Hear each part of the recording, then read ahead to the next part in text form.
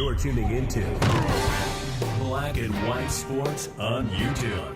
The no-holds-barred truth on sports. The main event starts now. I'm back. Rodrance for Black and White Sports 2. If you're new to the channel, hit subscribe, like, comment, share this out. We're going to talk about NAGA, the Native Americans Guardians Association. As my cat hits my microphone, just slaps the dog mess out of it as we're on here. We're going to talk about them slamming Bud Light and the Commanders for entering into a partnership. And they issued a statement, and let's put it this way, they're not big fans of Dylan Mulvaney.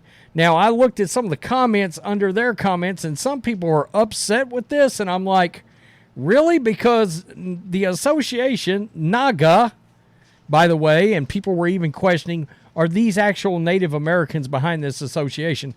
Again, a lot of our subscriber base, especially over on the big channel, are Native Americans, and I'm going to tell you, they are no fans of wokeness and DEI. NAGA has been open and honest about that from the very beginning. Diversity, equity, inclusion, they can't stand it. They have spoken out on it. And yes, they're the ones leading the petition. And it's like, people, did you not look into it if you decided to sign it? And not only that, but if you wanted the Redskins name back, that was done in the name of wokeness to begin with. So I cannot imagine they were going to be okay with the Bud Light, Dylan Mulvaney, Commanders partnership. Of course they weren't going to be okay with it.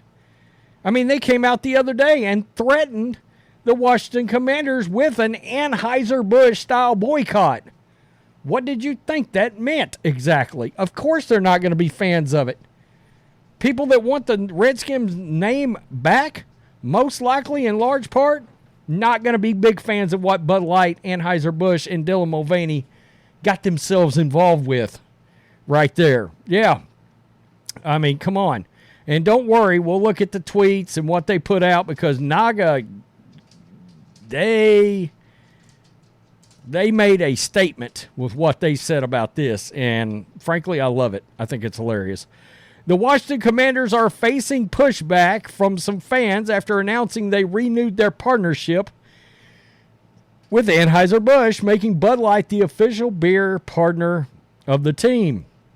Oh, yeah, you think this is the Commanders' little tweet out? It's a little video that they did.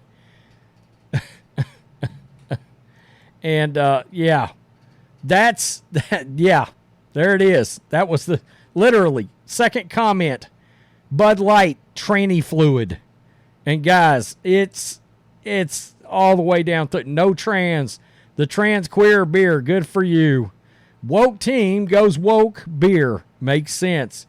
OMG, no. Take this L. Yeah, I mean, how about no? And it's all the way down. I mean, look, Redskins fans, they are seriously not happy about this partnership. Anheuser-Busch had terminated its partnership with the Commanders in 2022, but now it is back with the team following a change in ownership as Josh Harris took control last month. Now, we did a video the other day when this was announced, but there had not been a lot of feedback on it as of yet. And that's where we're going to get to in this. Quote, we are thrilled to partner with Anheuser-Busch again and create a new and improved experience for Commander fans. President of Washington Commanders, Jason Wright, said in a statement, bringing Anheuser-Busch back to FedEx Field as a partner not only reflects their confidence in our organization, but also their commitment to our fans who are the most loyal in the NFL. Nevertheless, fans seemed mixed about the news. Bud Light has been engulfed in a controversy after it partnered with transgender influencer and activist Dylan Mulvaney earlier this year. Yeah, I mean, Bud Light and Anheuser-Busch is down about $35 billion in actual market value. It's cut out about $500 million in sales. I mean, there are literal stores now removing Bud Light space in their stores. Bud Light has seen a decline in sales over the last few months. Quote, woke team goes with woke beer, makes sense. Yeah, this has got to be the worst marketing move ever. Here I thought the new ownership was going to be doing things differently. Nope. Right back to the same backwards thinking. Yeah, I mean, it wasn't a great move. So enter in NAGA, that's right, the Native American Guardians Association, and they put out a hell of a statement in all of this. Let me just bring this up right here. Given the fact that the woke cancel culture commanders are so hell-bent on trying to erase history and discriminate against Native Americans, it makes sense that they just given the middle finger to all Americans with an announcement of Bud Light as their partner. The woke cancel culture loving commanders have no intention of respecting America, instead are pushing their own DEI agenda against their own consumers' outrage shown in the quote hashtag Reclaim the Redskins petition. I wouldn't doubt if woke cancel culture loving commanders executives cheered on the BLM while they burnt down our nation, or they soon canceled the national anthem being played at their games. That is Eunice Davison, NAGA president. Now, I have seen some people, and she included this. And I promise you, this is going in the thumbnail. Dylan Mulvaney wearing a Washington Commanders jersey. And a little caption, a little speech bubble. I love my DEI, woke cancel culture, loving commanders. Maybe we will burn the flag at games. That's a speech bubble right there from Dylan Mulvaney wearing the Commanders jersey. So I saw a lot of people under that because there has been some backlash against NAGA for that little statement right there. And I'm like, wow. I mean, have they read nothing that has come out in regards to this organization and this petition? Because they've been very clear that they have been against the DEI and ESG agendas from the very beginning. Okay? Which pretty much tells you right up front, yeah, they're going to absolutely agree with the Anheuser-Busch boycott.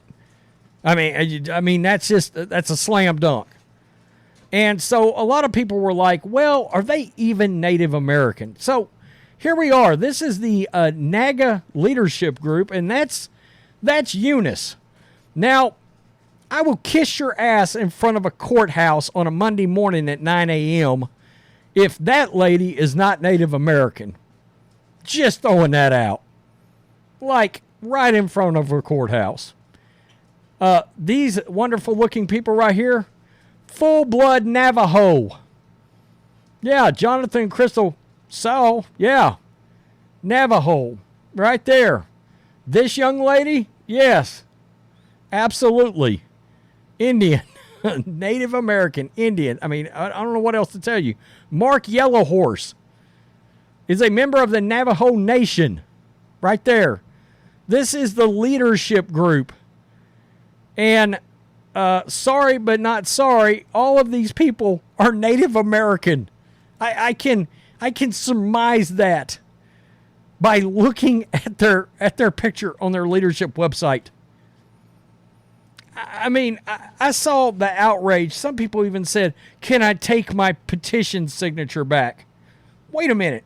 If you wanted the name back, which was a victim of cancel culture, but you're not okay with them putting out a statement against the partnership of Bud Light and the Washington Commanders together, of course they're not going to be okay with that. And it's their right as an organization to put out something expressing their disappointment in the Commanders, with aligning itself with a company that just made it clear, we're not pro-American. We couldn't stand the fratty boy image. Anybody remember that? By the way, the petition is getting dangerously close. And guys, I've had this petition up for about an hour. They've added a couple of hundred signatures in an hour. Okay. I brought this up when it was 119,000, right around 600. So, and actually it hadn't even been, it's been maybe a little less than an hour. So they've added 196. My cat is trying to sign the petition while we're actually on this video, but you get the point. This statement that they put out against against this situation where they express the fact that they're not thrilled with it, that's not costing them anything here.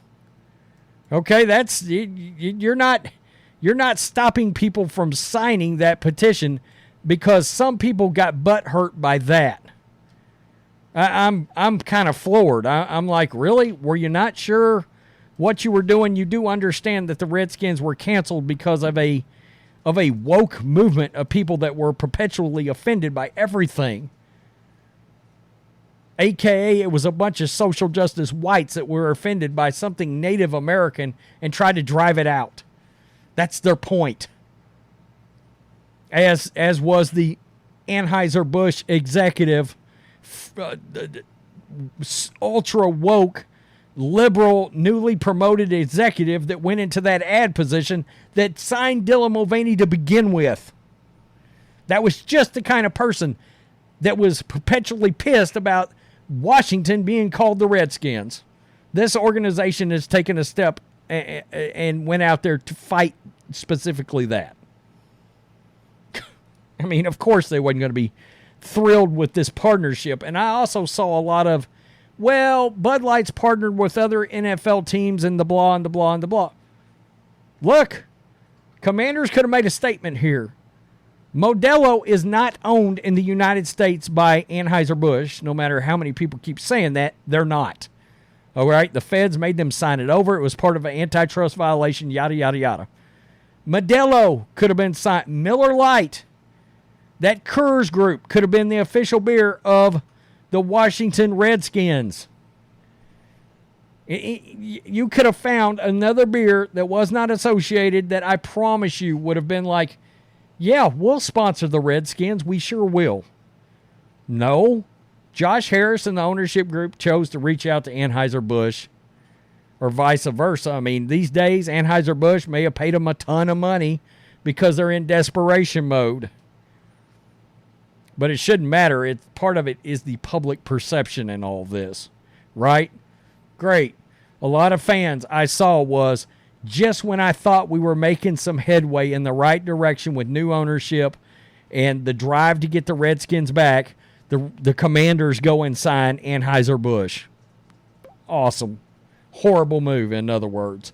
Tell me what you think. Peace. I'm out. Till next time. Thanks for watching the show. Be sure to like, comment, and subscribe.